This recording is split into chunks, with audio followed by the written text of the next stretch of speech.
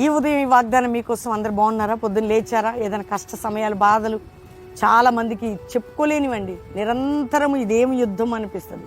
దేవుడు నిన్ను ప్రేమిస్తున్నాడు, దేవుడు నీ పక్షమైనాడు, దేవుడు ఆయన కృపను మెండుగా చూపుతాడు, దేవుడు నీ వేదనను చూస్తున్నాడు, నీ జీవితాన్ని రక్షణ, సెటిల్మెంట్, నీ లైఫ్లో ఒక గొప్ప కార్యం చేయడానికి నా ప్రభువు నీకున్నాడు, మనకున్నాడు, ఆయన చేస్తాడు.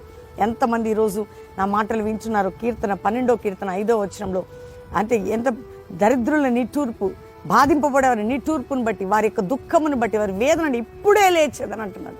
బాధపడేవారి బాధను బట్టి, నిట్టూర్పులను బట్టి, దుఃఖమును బట్టి ఇప్పుడే లేచి నేను అద్భుతం జరిగిస్తే ఎంత మంచి దేవుడు. నీ దుఃఖం, నీ బాధ, నీ వేదన, నీ కన్నీరు అన్నిటిలో నుండి ప్రభు అద్భుతం చేయబోతున్నాడు.